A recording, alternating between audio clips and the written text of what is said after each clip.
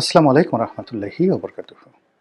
সম্মানিত দর্শক, আন্তর্জাতিক ম্যাগাজিন টাইম এবং টাইম ম্যাগাজিন রূপেই সারা দুনিয়াতে মশহুর এবং সারা পৃথিবীর ক্ষমতার পালাবদল, কোনো একটি দেশে মার্কিন স্বার্থ এবং কোনো একটি দেশে মার্কিন ডিপ স্টেট পলিসির যে বাস্তবায়ন, মার্কিন সরকারের দৃষ্টিভঙ্গি কেমন হবে তা বোঝার জন্য টাইম ম্যাগাজিন যদি কোনো একটি দেশ সম্পর্কে, কোনো একটি নেতার সম্পর্কে কোনো প্রতিবেদন প্রকাশ করে, তার মাধ্যমে আমরা স্পষ্ট বুঝতে পারি।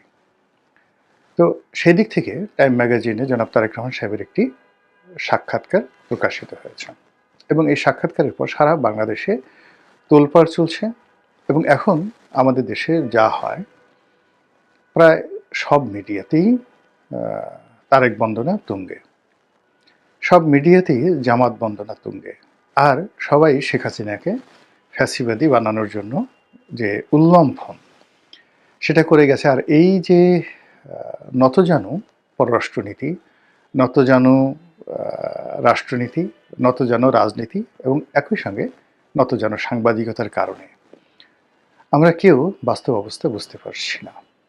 এবং এক্ষেত্রেও তারেক রহমান সাহেব এবং তার আশেপাশে যারা লোকজন রয়েছেন তাদের জন্য টাইম ম্যাগাজিনের এই যে সাক্ষাৎকারটি, এই সাক্ষাৎকারটি রীতিমতো বুমেরাং হতে বসেছে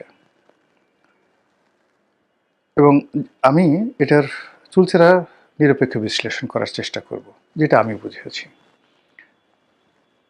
এই কারণে করব যে বিএনপির মতো একটি সম্ভাবনাময় দল, যার সঙ্গে আমার জীবনের একটা বিরাট অংশ জড়িত, এই বিএনপিতে যোগদান করার জন্যে আমার ব্যবসা গেছে, বাণিজ্য গেছে, বাড়িঘর গেছে, সামাজিকভাবে রাজনৈতিকভাবে যে ক্ষয়ক্ষতির সম্মুখীন হয়েছি, কাজে বিএনপির কোনো পদপদবি দরকার নেই, কিন্তু বিএনপি ভালো করুক।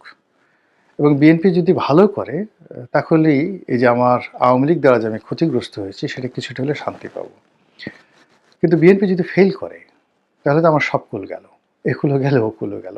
এই জন্য আসলে বিএনপির পদপদবিতে থাকলে, বিএনপির মন্ত্রী এমপি হলে এই কথাগুলো আমি এখন যা বলছি এটা আমার জন্য বলা শোভনীয় ছিল না, বলতে পারতাম না। ফলে এই যে যখন একটা সম্ভাবনা তৈরি হলো নির্বাচন করার, বিএনপির পক্ষ থেকে সম্ভাব্য সব রকমই প্রস্তাব দেওয়া হয়েছিল।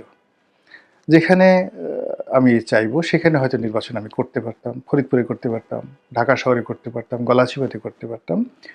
কিন্তু আমার কাছে মনে হয়েছে যে না, আসলে আমি আমার যে জায়গা আছে সেই জায়গায় থেকে কথাবার্তা বলাটাই আমার কাছে নিরাপদ মনে হয়েছে। তো এই যে আজকে যে কথাটি বলবো সেটা হলো টাইম ম্যাগাজিনে জনাব তারেক রহমান সাহেবের এই সাক্ষাৎকারটি দেওয়াটা এই মুহূর্তে ঠিক হয়নি। কেন ঠিক হয়নি? প্রথম কারণ হলো যে নির্বাচনের আর মাত্র অল্প কয়েকদিন। তো তিনি নিশ্চিত বিজয়ী হবেন, নিশ্চিত প্রধানমন্ত্রী হবেন, এই লক্ষ্য নিয়েই কিন্তু বিএনপি এগোচ্ছে। আর এই তার নির্বাচনে জয়লাভ করা, ভোট পাওয়া, এই কাজের জন্য এই মুহূর্তে আল জাজিরাতে সাক্ষাৎকার, বিবিসিতে সাক্ষাৎকার কিংবা টাইম ম্যাগাজিনে কোনো সাক্ষাৎকার দরকার নেই। এগুলো এক। তো যখনই আপনি অপ্রয়োজনীয়, যেটা আপনার দরকার নাই, সেরকম কোনো কাজ আপনি করতে যাবেন, এটা আপনার জন্য বিষ হয়ে দেখা দেবে এবং এই ক্ষেত্রেও তাই হয়েছে। টাইম ম্যাগাজিনের সঙ্গে যখন তার সাক্ষাৎকারটি হলো, আমি নিশ্চিত যে তার আশেপাশে যারা ছিলেন তারা যে কোনো কারণে সাম্প্রতিক সময় সজীব ওয়াজেদ জয় যে ইন্টারন্যাশনাল ম্যাগাজিনগুলোতে বক্তব্য দিয়েছেন, ফটাফট করে ইংরেজিতে কথা বলে তিনি ওয়াশিংটন পোস্টে সাক্ষাৎকার দিয়েছেন, আল জাজিরাতে সাক্ষাৎকার দিয়েছেন, এগুলো বিএনপির অনেকের মনে ঈর্ষা তৈরি করেছে। তাদেরও মনে হয়েছে যে তাদের নেতা ইংরেজি বলতে পারেন এবং টাইম ম্যাগাজিনের মতো একটা গুরুত্বপূর্ণ বলে ভুল হবে, পৃথিবীর ১ নম্বর ইন্টারন্যাশনাল ম্যাগাজিন, সেই ম্যাগাজিনে তার নেতার সাক্ষাৎকার ছাপা হলে তার পাশে যে অন্য কোনো পত্রপত্রিকায় স্থান পাবে না, ফলে এই সাক্ষাৎকারের জন্য তারা উন্মুখ হয়েছিলেন।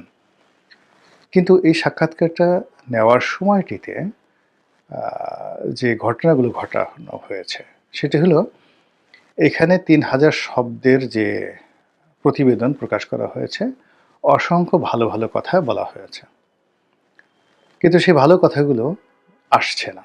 সামনে আসছেন। অর্থাৎ আমাদের যে নিয়ন্ত্রিত মিডিয়া তারা শুধুমাত্র সেই ভালো কথাগুলি প্রচার করছে। আর সেই ভালো কথাগুলো যারা শুনছেন তারা আসলে তারেক রহমান সাহেব সম্পর্কে কোনো ভালো কথা তাদের শোনার দরকার নেই। তারা আনকন্ডিশনালি তাকে সাপোর্ট করেন। কিন্তু সমস্যা হচ্ছে এই ভালো কথাগুলো প্রকাশ করতে গিয়ে কতগুলো খারাপ কথা সামনে চলে এসছে।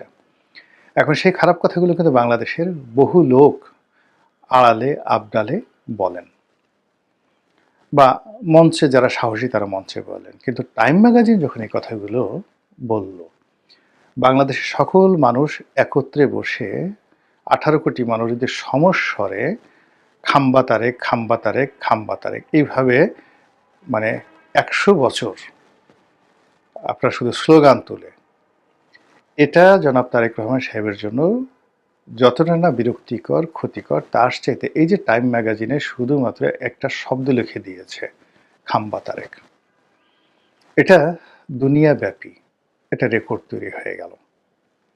দ্বিতীয়ত হলো এখানে অসাধারণ একটি শব্দ ব্যবহার করা হয়েছে, খুবই যাকে বলে, আমি আবার একটু দেখে নেই দিকে যেটা সুবিধা হবে। সেটা হলো ইংরেজি যে শব্দটা যেটা ব্যবহার করছে সেটা সরে গেল। তো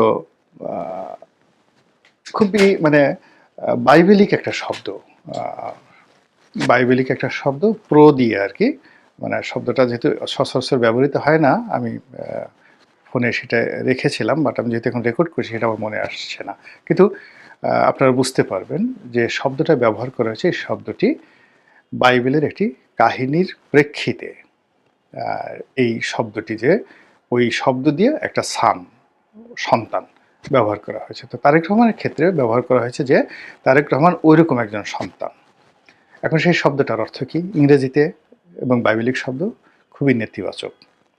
মানে আপনি যদি একটা মানুষকে যত রকম বদনামি দিতে চান, আপনার যা মনে আসে, এই যত খারাপ শব্দ আছে, অর্থাৎ কাউকে যদি আপনি কুপুত্র বলতে চান, মানে যা কিছু বলতে চান, আমি কোনো কিছু বাদ রাখলাম না, আপনার মুখে মনে যা আসে এইভাবে 1000টি গালি আপনি দিয়ে দেন একজন মানুষ সম্পর্কে। সেই গালিগুলো একত্রে করার জন্য যে ইংরেজি যে শব্দটি, সেই শব্দটি ওটা। এখন ওই শব্দের সঙ্গে যে গল্প বাইবেলে, মানে ওই বাইবেল থেকে ওই শব্দটা নেওয়া হয়েছে, বাইবেলের যে গল্প সেই গল্পটা এরকম।